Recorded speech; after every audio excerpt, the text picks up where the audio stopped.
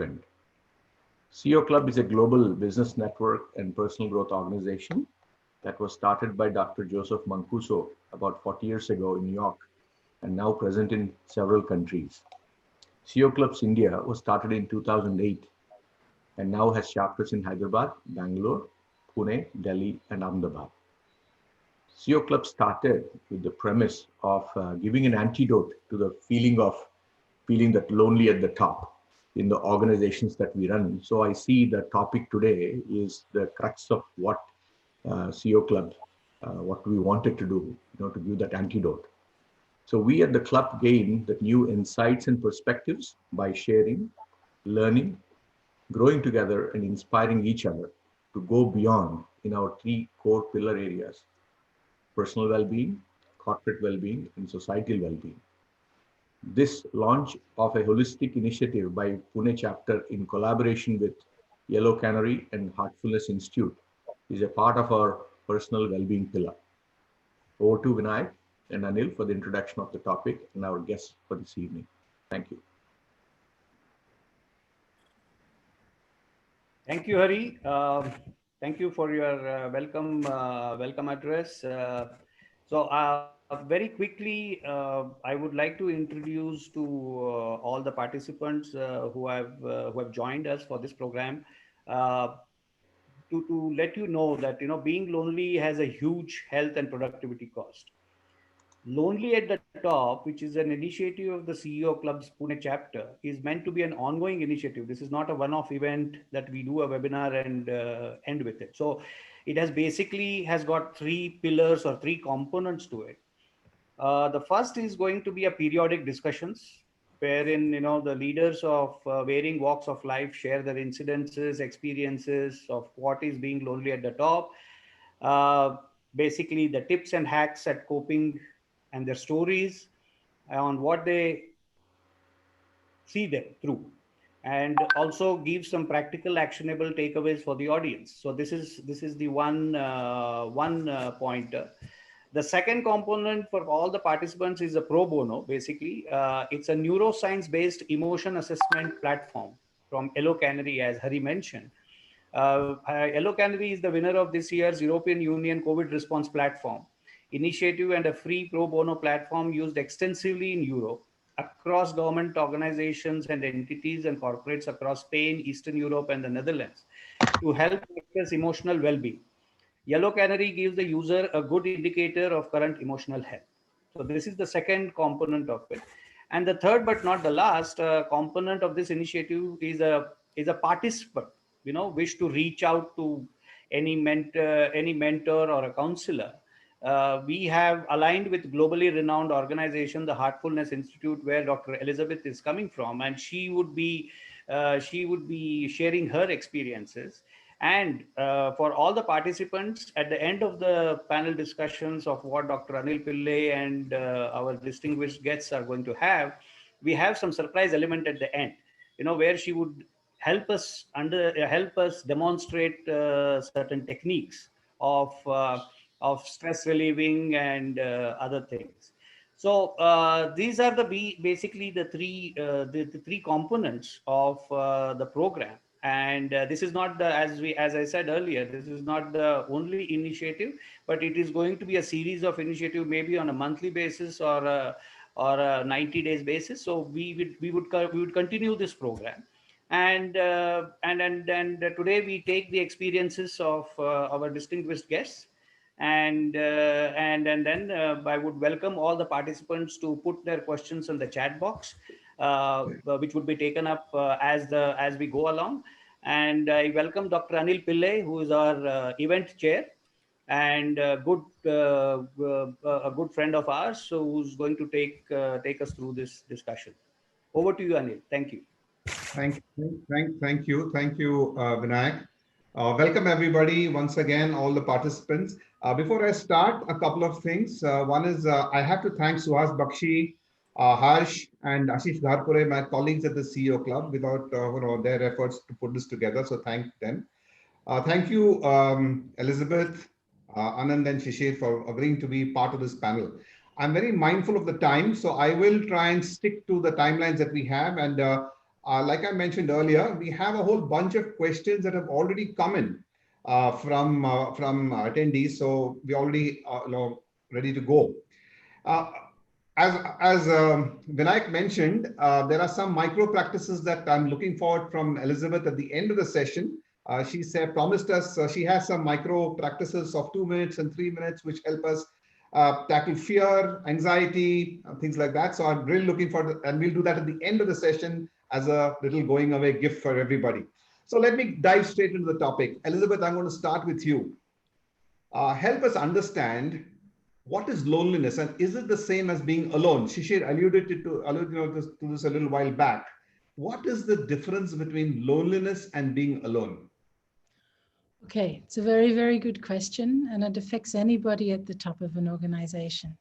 You may be surrounded by people. You may be surrounded by family, friends, colleagues at work. You may be interacting with people every day.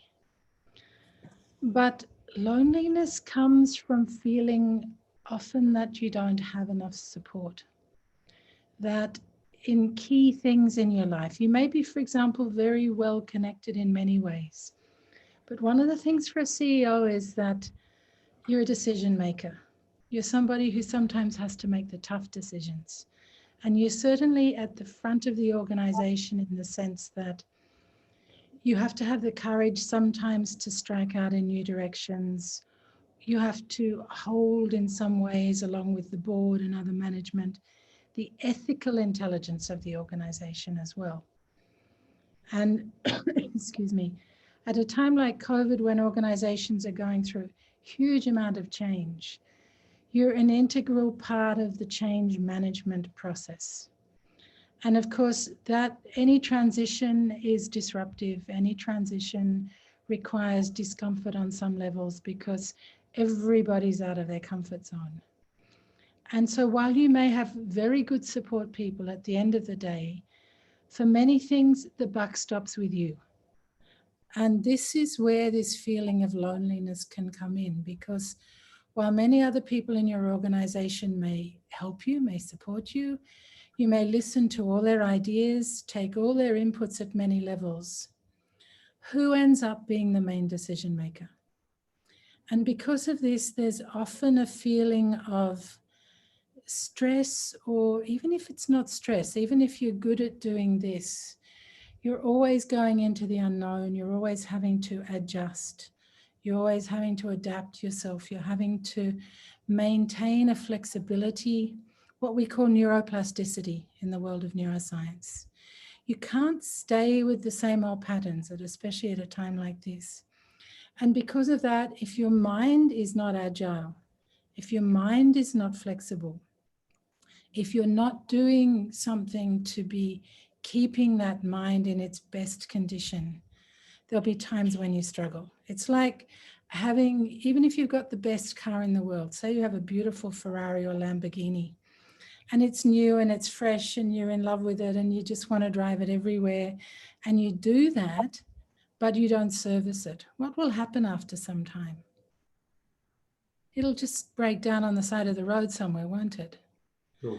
It's the same with the mind. If you're not removing all the clutter, all the rubbish that you're accumulating day after day in your mind, if you're not honing that, refining those mental capacities, your consciousness, your intellect, your reflective ability, your ego also, if you're not looking after them and keeping them in good condition, it will also break down. It'll become fuzzy and cluttered.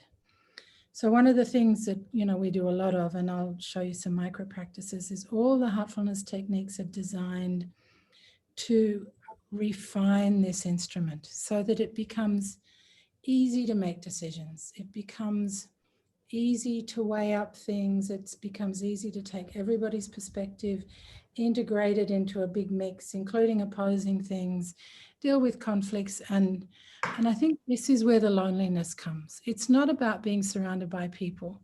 It's that you have a responsibility. You have a duty in your role. And Right. that feels lonely sometimes. Right. There's a very interesting point that you made here, and I'm going to come back to it a little later. So I'm going to go to Anand right now. Anand, is loneliness among CEOs a real thing? I once had a CEO who told me, I'm just too busy to be lonely. I just don't have the time to be lonely. And being an entrepreneur, you were CEO from practically day one, and that's what entrepreneurs are. You just become CEO from day one. And so I want you to share, what do you believe about this phenomenon? And how does an entrepreneur who is on his or her feet 24/7, managing a million things, handle being lonely? So I think, yeah. So let me first thank you for inviting me here. And I think what Elizabeth mentioned, I think is very true. Being CEO or pretty much anyone who is responsible for a certain set of things will feel lonely at times for doing the kinds of things that they need to do. So this is definitely something real. Okay, meaning it does feel like you are responsible to make a decision. You're not sure how to go about it. Clearly, you don't know everything that you need to take care of. And so there is that feeling of uncertainty, and that drives to saying that who else should I discuss this with? I'm not sure if I have the clear ideas on who to go to. So those kinds of things can definitely create this sense of loneliness. That said, one can get used to handling these kinds of situations by saying that, okay, this is what you feel. This is not something that you should worry about or fear, and have a way of partnering with the right set of people to make sure that you can make these decisions without feeling lonely. Yeah, of course, you have to make your decisions the way you have to make them, but that should not cause you to feel like you are lonely, because loneliness on an individual is very stressful. If you feel like you've made the decision collaboratively, and whether or not how you make it is slightly different, but if you feel like you have been part of a collaborative decision process, then you tend to feel good about that decision, and you don't feel like it being a responsibility or drudgery or a stressful activity. And there are techniques that I'm sure Elizabeth and others will talk about, but clearly, being vulnerable, accepting the fact and letting the team know that you are making a collective judgment on these are the reasons why you make these kinds of decisions, being transparent about it often helps, because then you are not only one, you have exposed all your cards to some extent, and you are picking one under the conditions, and people accept that, then you feel like you are not doing it all alone as well. Having mentors is another big thing that I'm sure we'll talk about, which also helps in trying to ensure that when you are making these decisions, they are not stressful and they don't feel lonely. So Anand, just to clarify a point, you mentioned collective decision making. Is collective as a possible antidote for loneliness? But is it really an antidote for loneliness, or is it a mechanism for you to share responsibility? Or let's say, like you keep saying, the buck stops with the CEO, and now you're saying, okay, the buck can be spread out across the collaborative group. No, you can't spread the buck. There is no way to do that. As the CEO, you're responsible to make the decision. So it's your call at the end of it, and you have to make that call. Okay. What makes loneliness, there are two parts to this. Okay, one is loneliness in the sense you felt lonely making the decision that you had to make, and hence it's stressful to you. The fact that you made the decision and you're responsible for it, I think there are no two ways about it. The way to avoid that part is to say that if it's a decision that you say that, okay, fine, I have considered these options, I have made this decision, and you're taking responsibility for the decision. It's your decision. Buck stops with you. It's not a collective decision, but the collective is aware of the consequences under which you made those decisions, makes it easier for the CEO to feel like he's not the only one who kind of all of a sudden woke up and decided to make a decision, or pretended that he knew everything and he made the decision. Because those are the things that cause the stress. It's the decision as such is not the stressful part. The fact that you made a decision and you don't know where it's going to go is the more stressful part. Great point. I'm going to come back. I don't know if I'm complicate this a bit, but I think it's to do with your stress and the loneliness, the feeling of loneliness. And you're not making collective decisions. You are making your own decisions. It's just that you want to make sure that you need to feel for yourself that the decisions you are making are well thought of. They are the best decisions under these conditions. And you have taken into confidence the right set of people while you make that decision. And if you do that, you feel good about the decisions you make, and you don't feel stressed, even if you were lonely when you made that decision. Shishir, I'll just come to you in a moment, but before that, Anand, just one last point on this topic is that, like I said, loneliness for an entrepreneur is pretty much a given from day one because, like I said, you don't graduate or transition into a CEO role. So, in your particular experience, in your personal experience, how did you handle Correct. loneliness that came from from being a small startup CEO to now a CEO of a fairly large company? Or what were the different stages that you went through? Some practical takeaways for our audience. Yes, so I started the business in 1990. So I've been CEO for 30 years or sort of. And, yes, this is sort of it.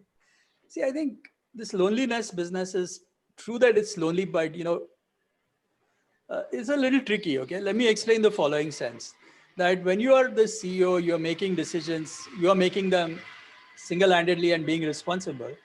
But there are always people you can consult and discuss with before you make the decision and while you make the decision, even though you own the decision.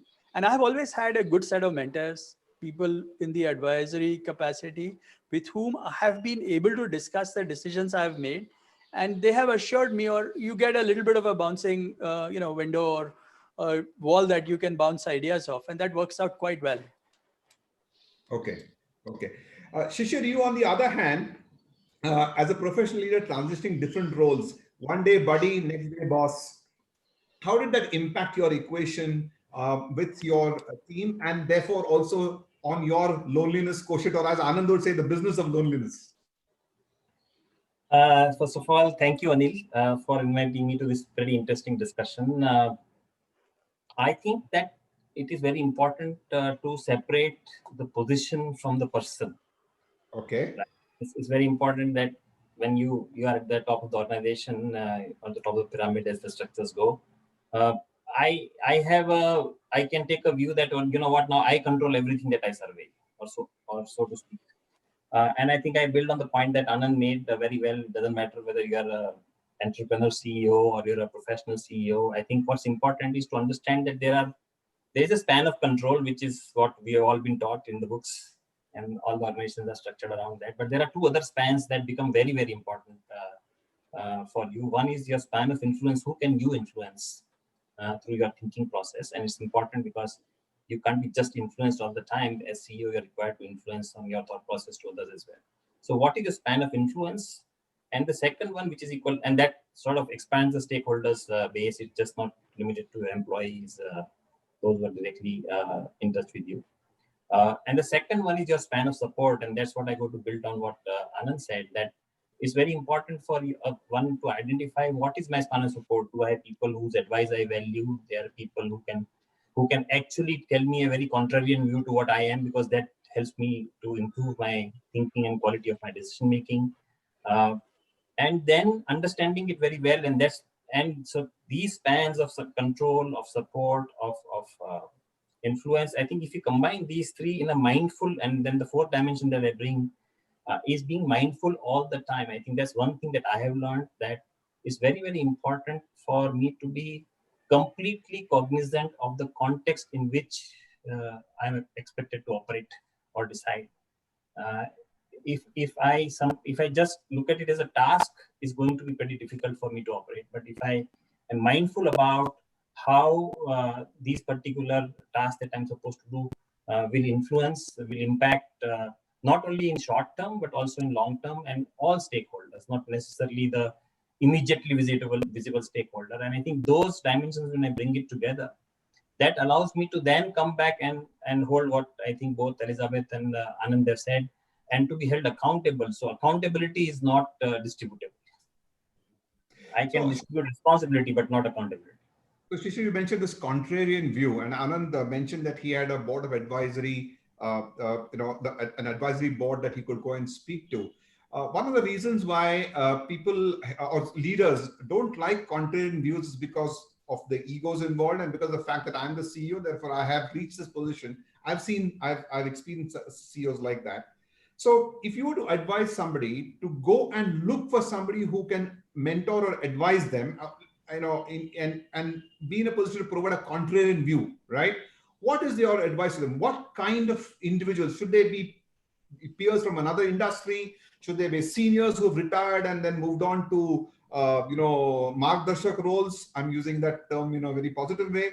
So what is the profile of people that one should seek out so that you can honestly accept a contrary view and it won't hurt your fragile ego? So, I can only speak for myself. So I personally believe that you can learn from everybody. It's not a positional thing to learn. I can learn from Anand, I can learn from Elizabeth. Obviously, they're very experienced people, but I can also go and learn by watching somebody who's my security guard. It doesn't matter. Okay. I personally believe that every human being has an immense power to give.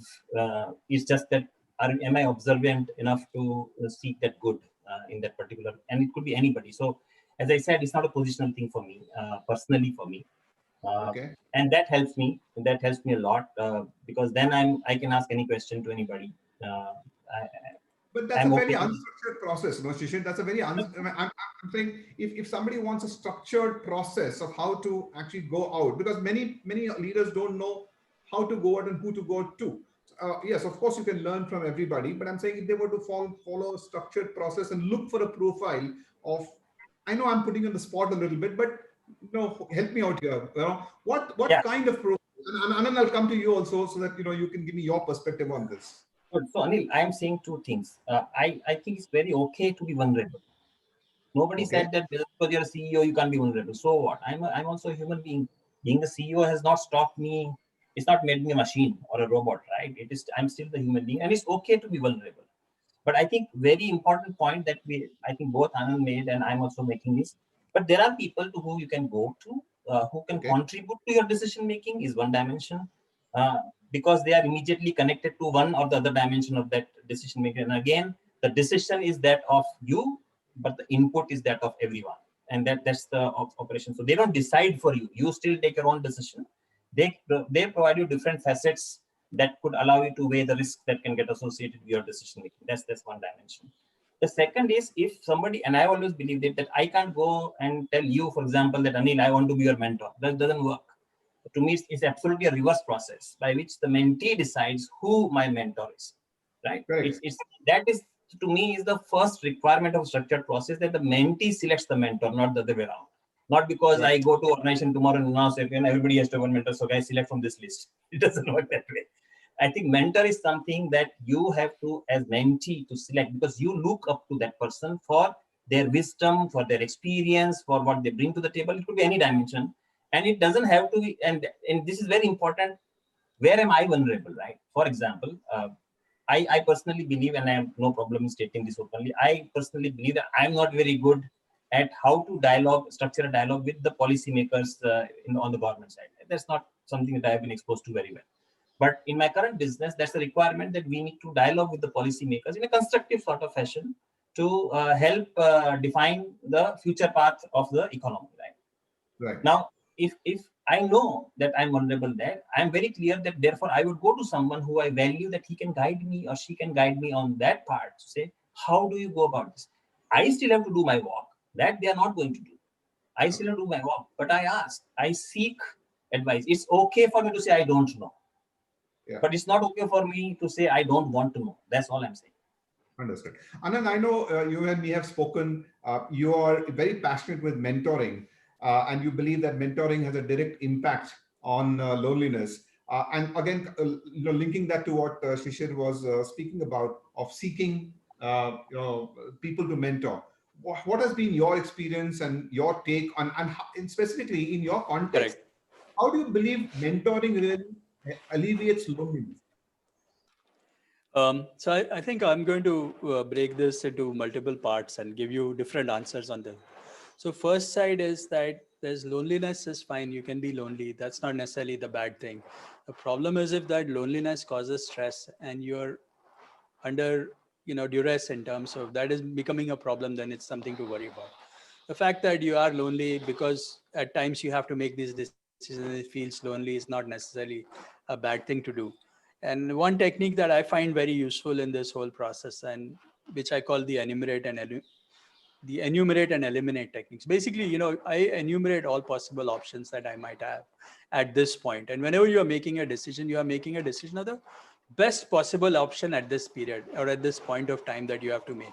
So I tend to write these down. So I said, okay, what are my options? 1, 2, 3, 4, 5. You write them down and you see it for yourself, and then you know why you to choose one versus the other.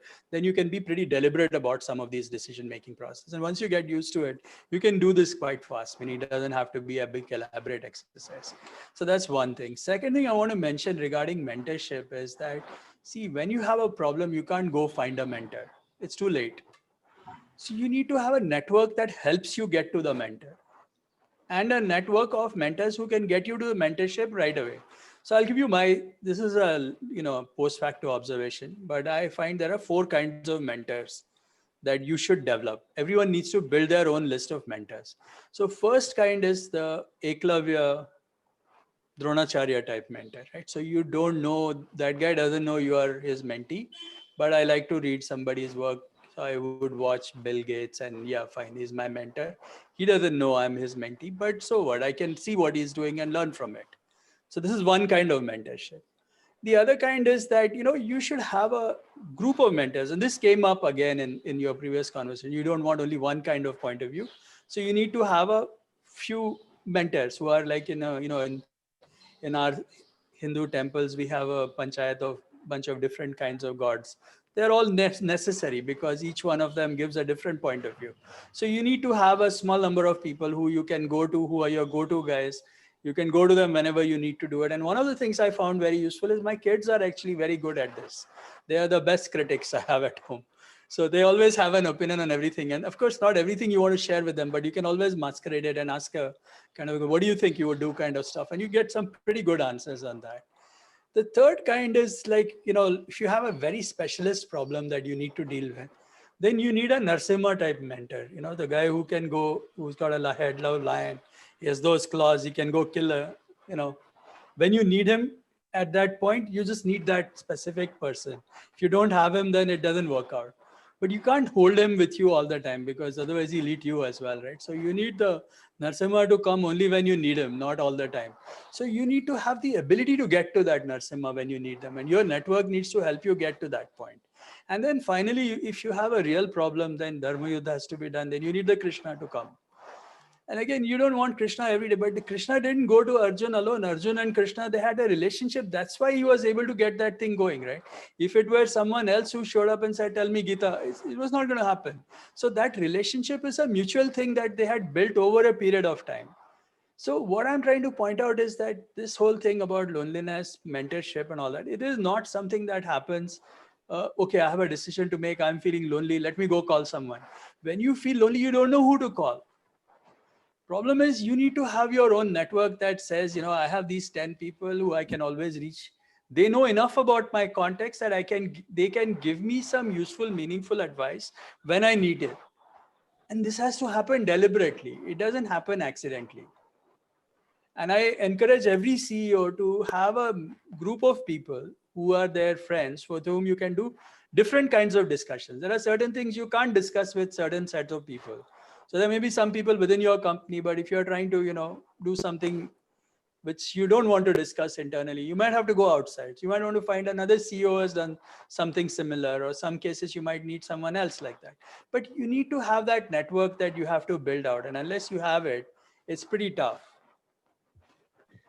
Great points. Absolutely brilliant points. And I hope the 100 odd CEOs who have signed up for this are listening to this wonderful insight from both Shishir and Anand. And Elizabeth, I'm going to come to you with something that Shishir just mentioned on this whole thing of span of influence. And Yes. It's actually very interesting. So do you think, for example, that loss of influence, perceived loss of influence, or the fear of loss of influence contributes to the negative impacts of loneliness for CEOs? Because I have, in my experience, I've also seen a lot of CEOs who are afraid to lose that locus of influence and therefore appear invulnerable. So do you think there's a correlation between influence and loneliness? Sorry, Shishir, I'm just stealing a little line of yours. Yeah. Cool. I think we create that. And one of the things I was going to say, based on what you said before, Anil, is when you said, is it useful sometimes to have a contrarian point of view? when you ask for advice on things. It's very important to look at how you choose your network, the network that Shishir spoke about, because if I have only people who are going to be yes people to me, or people who I easily gel with, it's not going to take me anywhere. We'll stay stuck in the same, like a frog in a well. We'll be going around the same thing. In fact, just a couple of stories. A good friend of mine and I, who we're colleagues and we work on a lot of projects together, but we think very similarly. We have similar ideas. So when we're starting a new project, when we're getting something off the ground, we always bring in a couple of other people from very different perspectives, because we know that we need that to enrich the mix, to take us to another dimension. Now, there are many business models to look at different types of people, and any leader is not just a leader. They're either an entrepreneurial type leader, or they're an administrative type leader. I mean, there are different personality types that are needed in a company at different times. And you'll see that. You'll see a progression in a company of bringing in CEOs that are needed for different stages in the life cycle of an organization, because they have what's needed at the time. For a startup, it's obvious that you need somebody with an entrepreneurial spirit, but you don't necessarily need that as your main CEO in a larger organization, although you still need that energy around. So what's critical is to be able to self-evaluate. What are my strengths and weaknesses? Where do I need that support? And if I'm honest, to answer your question, Anil, if I'm honest about where my strengths are, and I am enabling other people in the organization who have those complementary skills, it's not going to be a lonely situation, and I'm not going to back myself into that corner, because I'm honoring, I'm enabling, and I'm enriching the other people in the company. They'll think more of me. Other organizations will think more of me because they can see that I have that spirit of mentorship that Anand spoke about so beautifully in terms of the working relationships. But to do that, I have to have a certain wisdom. Firstly, I have to have a wisdom about myself. I have to know where are my strengths and weaknesses. As Shishir spoke about, he said there are certain things like liaising with government departments that are not his strengths. He knows that. But it's more also qualitatively. What sort of qualities do I bring? And what do I need to complement that in other people around me? Understand. And once I do that, everybody will respect me and everybody will trust me. But I have to be able to do that with myself first. And then one of the classic definitions of a wise manager is somebody who supports and encourages the strengths of others and holds their weaknesses. I mean, this is really wisdom in management. If you know the weaknesses in your people, you will automatically put them with other people who will complement that, so that Right. you avoid a lot of disasters. It's people management. Excellent. Shishir, have you ever seen the effects of a leader's loneliness impacting team dynamics? And in what, if you could share something with us on that? So Yeah. as Anand just mentioned a little while back, it's not loneliness that's a challenge. It's the effects of loneliness that are really, the ones that make the impact. So have you seen impact of loneliness of a leader in any capacity affect team dynamics and therefore becomes a real cancerous issue? Yes, I think this is a very great point that you actually make. The whole point is that what is it that your team expects you to be as the top of the as the leader, as a CEO? They are okay if you are not perfect, because nobody expects you to be perfect. But they are, if they get signals which are, I say, X now and exactly opposite of that, without a context being there, just because my mood has changed, just because I think so, or just because I have a clear motive behind, a different motive behind it, that creates an instability of thought. And that is one thing that we have to avoid as CEO, saying, while we may be change drivers, we have to be very, very conscious of the fact that while driving the change, which obviously means that you are going to come to a very new position compared to where you were, it should not be seen as a change that is going to hurt or has high risk. It is going to be a change that is going to be risk managed, but it's going to be a new and a better position for the organization. I think that's the clear. So create a larger picture buy-in.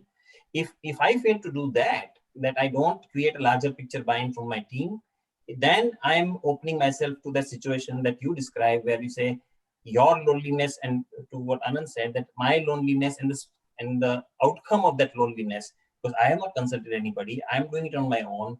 I'm not even explaining what the logic is, and I'm going forward. And I think that's where it's very important for me as CEO to lay out for my team. And team is not necessarily people on the pyramidal structure that I'm talking about. It could be members of board, it could be other stakeholders. It doesn't matter depending on the issue. It could be any stakeholder.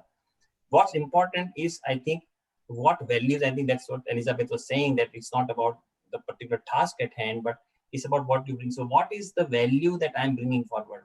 Is it about being open? I say, yeah, you know what? I'm very open. Come and speak to me anything. Somebody comes and speaks, and then next day or a period down the line, I say, being open is not acceptable in this, or how can you talk to me like that? So the point is, am I espousing a value system, and how true to that value system am? If I start to create a dissonance on the value system, then what you're saying is most likely to happen. But if people understand that on the value system there is no dissonance, and that's the resonance, then on other dimensions it becomes very easy to manage. Right. So I am now being flooded with a whole bunch of questions. So what I'm going to do is I'm going to draw in questions and keep the discussion going. An interesting question that has come in, and Anand, perhaps you could help out. At what point in time do you realize that your own loneliness as a CEO is dragging the organization down? What are the warning signs?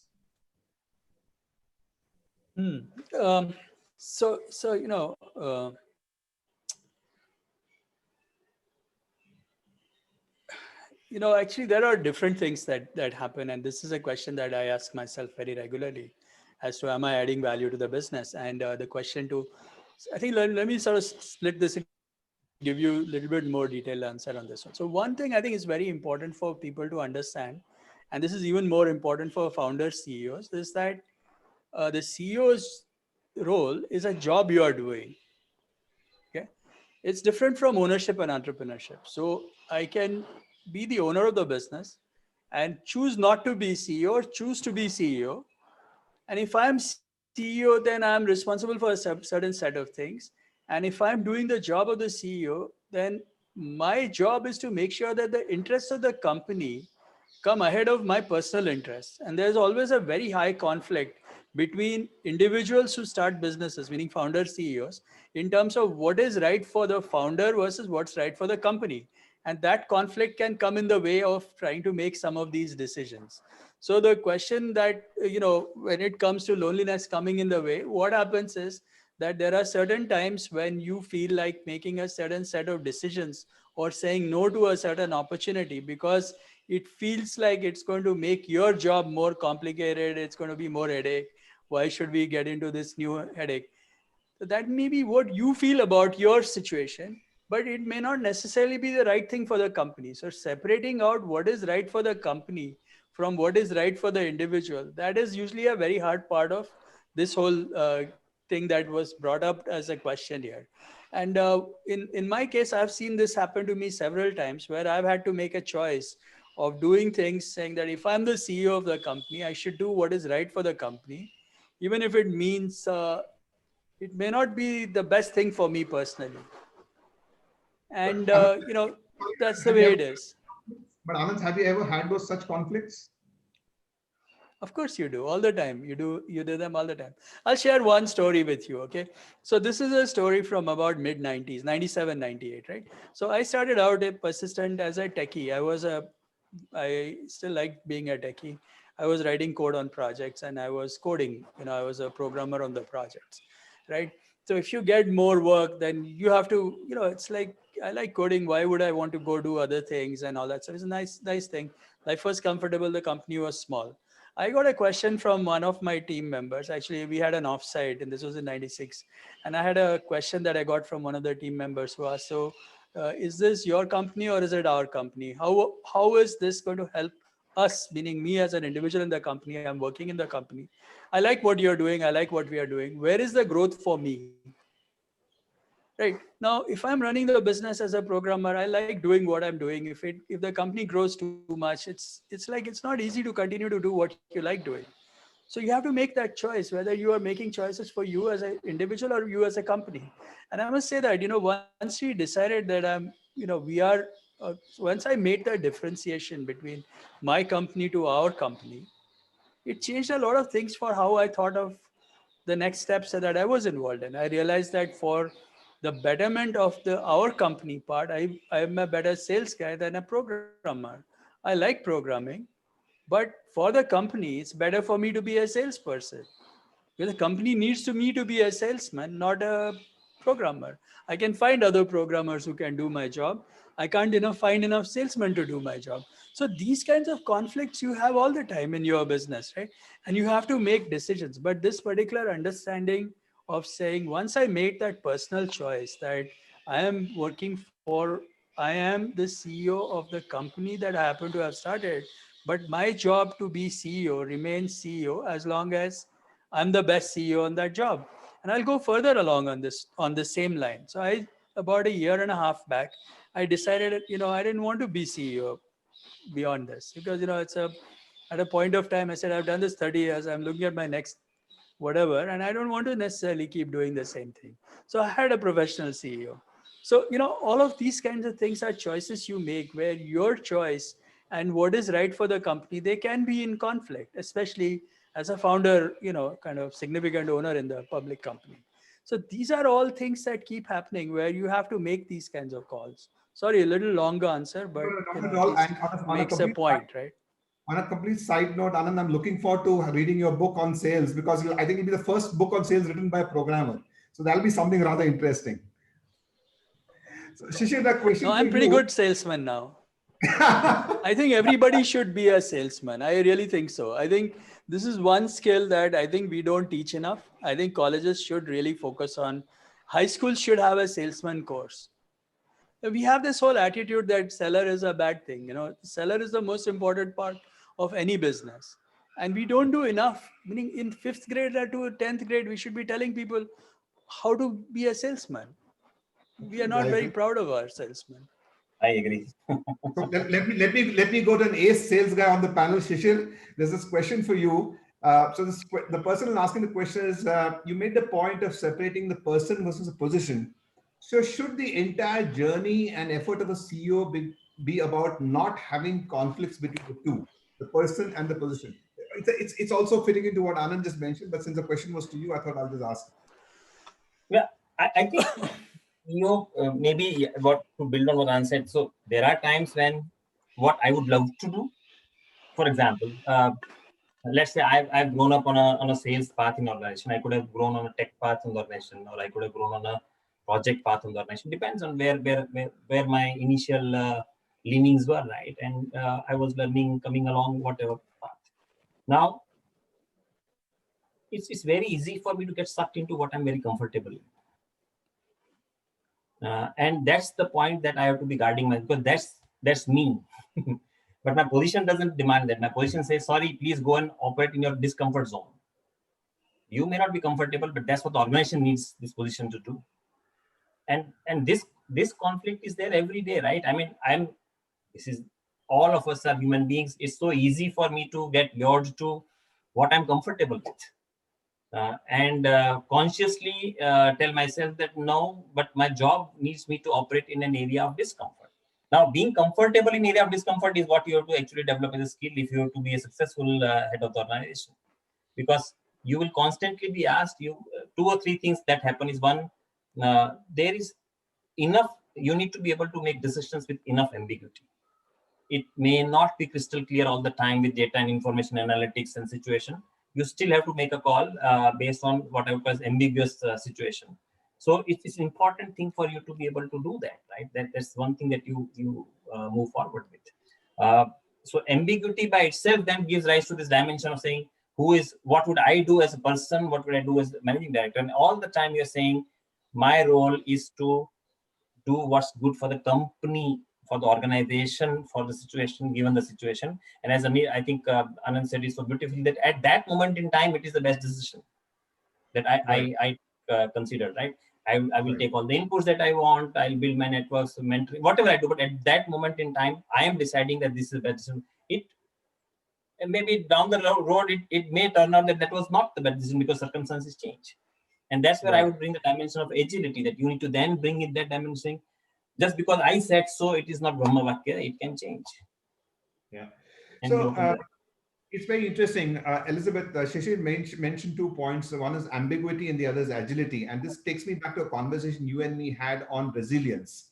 And I know that you were pretty big on the fact that loneliness is a function of how resilient a CEO is mentally and emotionally, right? What's your take on the correlation between resilience and loneliness, and how does one actually build resilience? I know you said that some of the resilience does come from the micro practices, but generally everybody wants to be resilient, but how does one be resilient? Okay, so resilience is an aspect of emotional intelligence. If you look at the psychology texts, you look at Daniel Goleman, you look at all the studies that have been done on CEOs in the US, and obviously the most functional CEOs are those who have the greatest emotional intelligence. That's across the board now. All the studies show the same thing.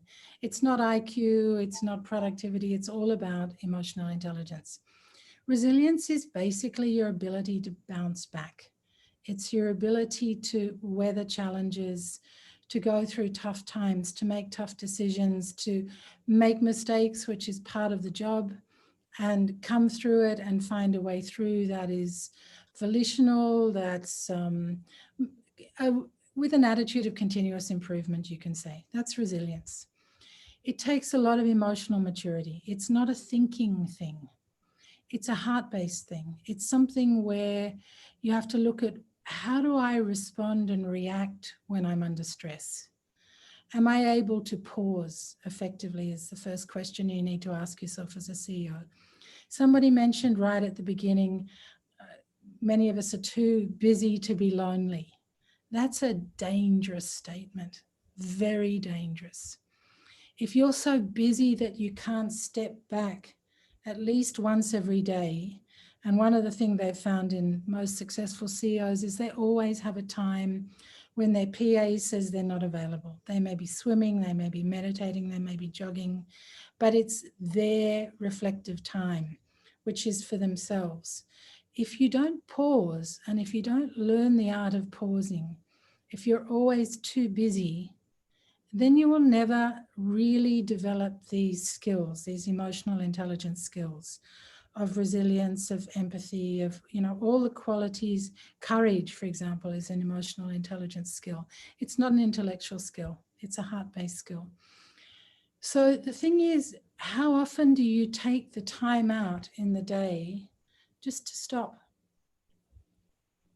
Right. And just to be able to say, where are we going with this?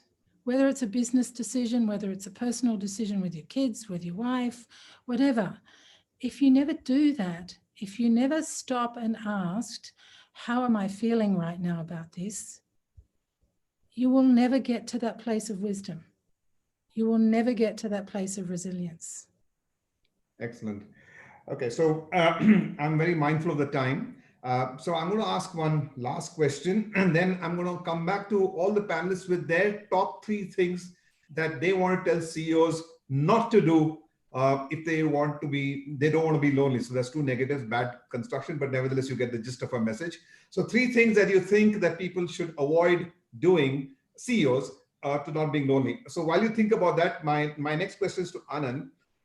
So Anand, one of the questions that has come in is, when you're a startup CEO or an entrepreneur CEO or a small company CEO, you generally do not have the wherewithal to go and look for mentors because you're chasing cash flow, you're chasing money in the bank, customers, so on and so forth. So did you have mentors and an advisory board right from the day one, or you waited till you were 50 crores or 100 crores or 300 crores or some number, and then you said, okay, now I need to go and get this advisory board? Anand, you're muted. Anand, you're muted.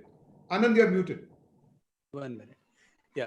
So what I was saying is that you actually have more time when you are an early stage CEO in a startup than you have when you get into a later stage. So anybody who thinks he's really busy now, he should wait till he grows. He'll be busier when he gets there.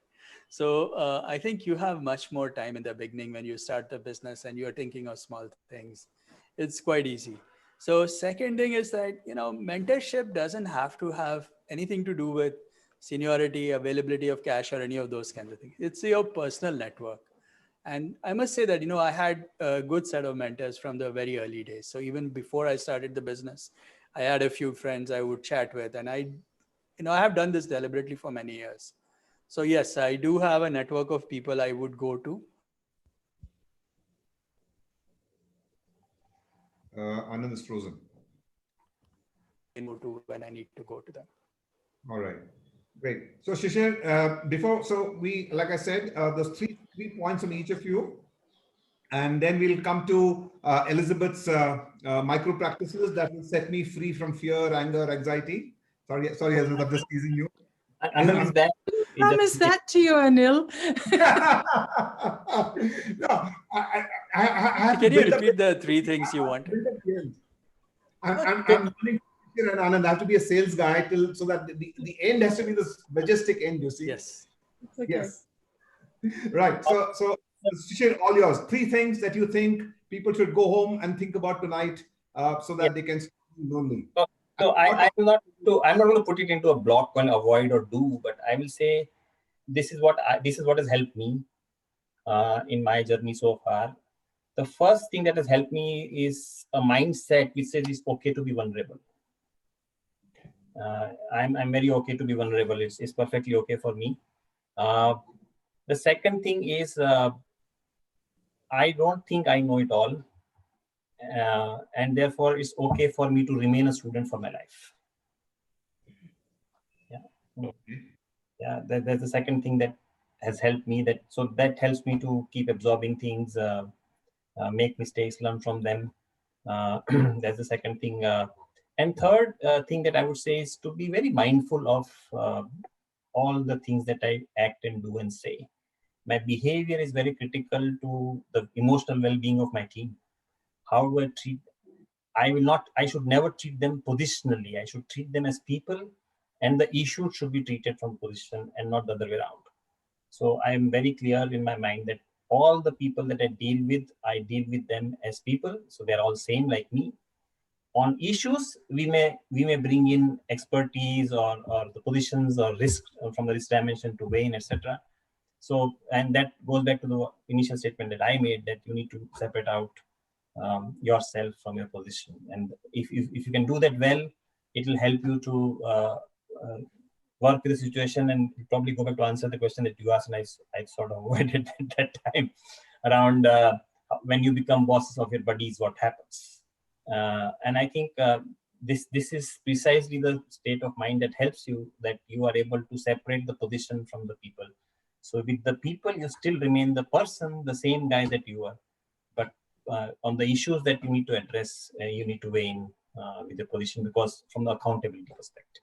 That's the three things that I will say. Thank you.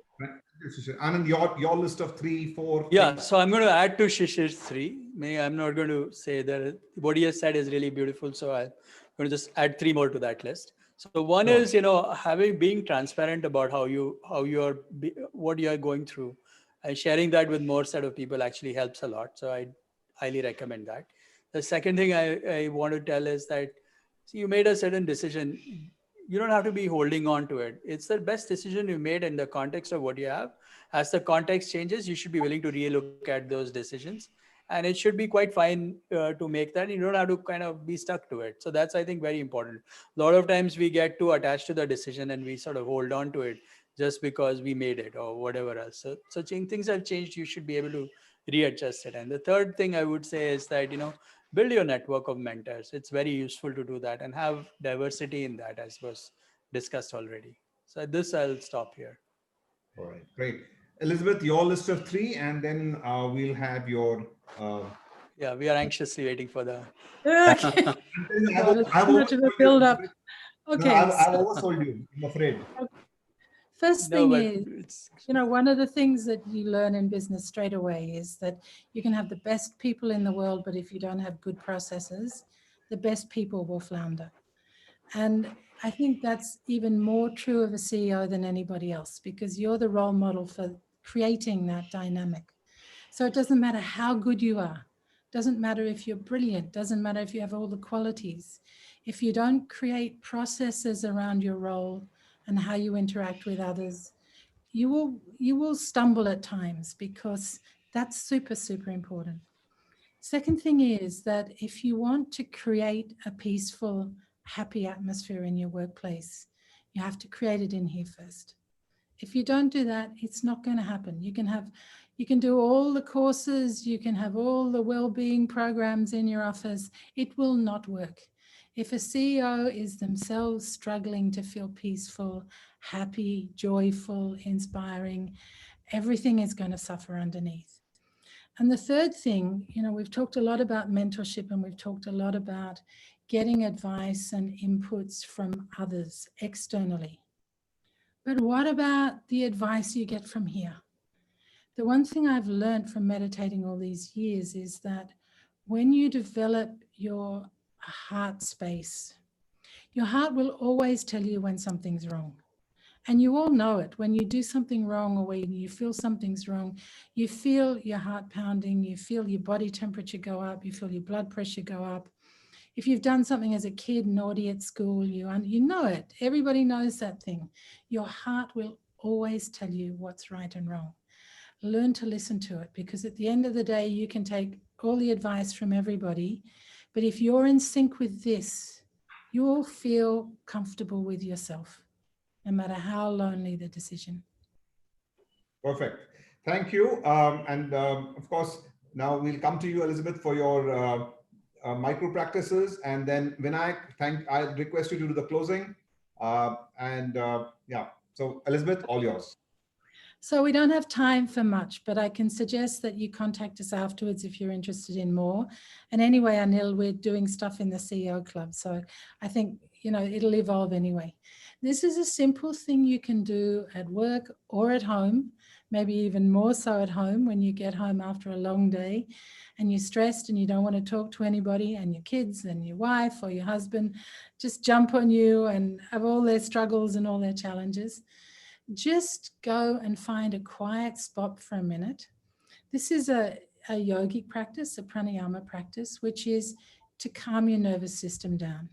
It's to activate the parasympathetic nervous system, which is your calm nervous system, which gets rid of fight or flight response. So it's good in fear, it's good in stress, it's good in anxiety, it's good in anger. It will remove the effects from your system. And it's as simple as this. You just take your right thumb and you put it over your right nostril and you close your mouth. So you can all do it with me, just a few breaths. And then you breathe right down into your belly. And I want you to breathe in and out. So when you do this at home, do it 10 times, but just simply in, out,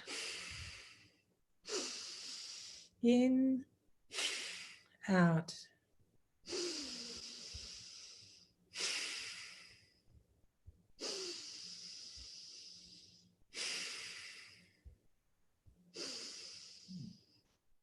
As simple as that. And what it does, you can read up on the neuroscience. You can also read up on the yogic science of the nadis if you want to. Very simple. Calms your whole system down. So if you've got to go into a difficult meeting, if you've got to fire a few hundred people, or if you've got to do something that's incredibly stressful, even at home with teenage kids, if you've got to read them the riot act about something, this is a very good thing to do to get out of your emotional turbulence into a calm space before you go and deal with something.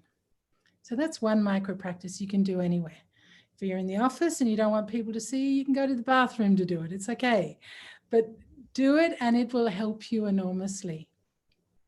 Right. The other one is when you've got a few minutes and you just really feel like things are building up in your system and you can't get rid of a thought process that's going round and round and round. You can't get out of that negative loop of thinking something about a situation or about a person or whatever. Sit calmly, close your eyes. You can do this at your office if you want to. And just visualize all the complexities, all the impurities going out your back. So this is from the top of your head to your tailbone. So your whole back, from the top of your head down to the base of your spine. Imagine everything going out the back in the form of smoke. And just let it all go. Just release the complex thinking patterns, the complex emotions that are stuck like a broken record, like a loop. This one is actually a formal heartfulness practice, which you'll learn if you learn these practices. You do at the end of the day, but you can do it as an emergency cleaning practice like that at any moment during the day, just to let it all go and go, okay, clean slate. Let me approach this problem with an open mind and open heart. Let the neuroplasticity, let the flexibility, the agility come back into my thinking, so I'm not in a loop. So these are just two little ones that might help you. Enjoy them. Thank you. Thank you so much, Elizabeth. That's wonderful. And on this note, thank you so much to all the panelists. It's been an absolute pleasure hearing from you, all your insights, really, really wonderful insights. Much learning for me, and I'm sure for the audience too. Thank you, everybody. And Vinayak, over to you for the formal thank you. Thanks, Anil. And what can I say? I mean, it's been a really, really gratifying evening. Not only to me, it's been a real learning experience for all of us, all the 100-odd CEOs who joined. And firstly, I would like to really thank Dr. Deshpande, Shishir, Dr. Elizabeth for taking time out and joining us to share the experiences. Well, 60 minutes may not be enough to learn, but yes, I think we could have gone along. I didn't know that we almost overshot the time. And thank you very much again. And I really would like to thank Hari, who has joined us, the national president who has joined us from the US. And of course, I would like to thank all the CEOs who have joined from across the globe today. There are people who have joined from India, from the US, from the Mid East, and all Far East as well. So I would like to really thank them for joining for this very innovative initiative, because this is the beginning. So we are going to have more such initiatives rolling out. I would like to really thank all my co-founders. Special thanks to Suhas Bakshi for having, suggested the whole idea, and Anil along with Suhas, and making this event happen by reaching out to the panelists, like especially Shishir and Dr. Deshpande, and helping us to put this. So special thanks to Suhas. And my deepest thanks to Harsh, the director of the CEO clubs, and her network and her team, who have been really the guiding force to bring all of us together for this program. And also my co-presidents of the different chapters, Bangalore, Delhi, Ahmedabad, Hyderabad, all of them who have given us an impetus to make such an event. I thank all of them. And everyone who has joined today, I thank you very much, and I wish you a very, very pleasant weekend, and have a good evening. See you next time. Thank you. Join us in the next session. Thank you. Bye-bye. Thank you, Anand. Thank you, Shishir. Thank you, Elizabeth. Thank you, Anil. Thank you.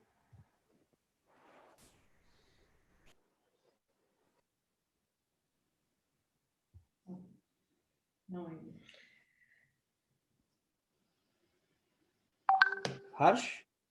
We'll talk separately. Yeah. Shall I leave the meeting? Yes. Yes.